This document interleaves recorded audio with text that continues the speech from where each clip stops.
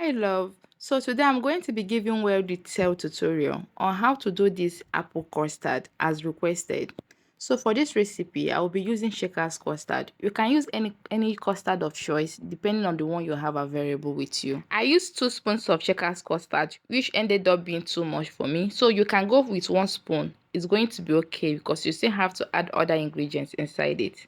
Go in with your hot water after mixing. Please make sure that you mix your checkers custard very well. Please, very important, your checkers custard must not be very thick or very watery to give you a perfect consistency. To give you that creamy and sweet taste, each 1 spoon of checkers custard is 2 spoons of condensed milk and 2 scoops of whipped cream. Don't forget to subscribe to my channel because I'll be dropping my condensed milk recipe, and I will also be dropping a tutorial on how to mix your whipped cream, be it powdered or liquid one. Once you add your whipped cream, please make sure you mix properly to avoid lumps before adding in your well-diced apple. I want to use this opportunity to thank all my subscribers. I'm really grateful. Under 24 hours, my fruit popsicle got over 20k views and 100 subscribers. I can't even thank you guys enough. Thank you so much for subscribing to my channel. Once there is no shaker's custard color showing differently, that means it's ready to be added into a mold. Someone asked me this question on my TikTok: between silicone mold and plastic mold, which one is better? If you go down my channel, you will discover that on my first popsicle video, I used plastic mold, which came out good, but I find it very difficult to remove my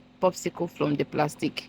That's the difference between silicone mold and plastic mold. If you haven't bought your mold yet, I will advise you or encourage you to get a silicone mold. It's very convenient to use and very easy to access. If you want to bring out your popsicle from it, it doesn't take any time. Unlike plastic mold, it's very hard to bring out things from, unless you have to keep that into the flows for a little bit before you'll be able to bring it out. And it is very easy to break. Mine has already broken. If you're using your silicone for the first time, make sure you carefully place these sticks inside.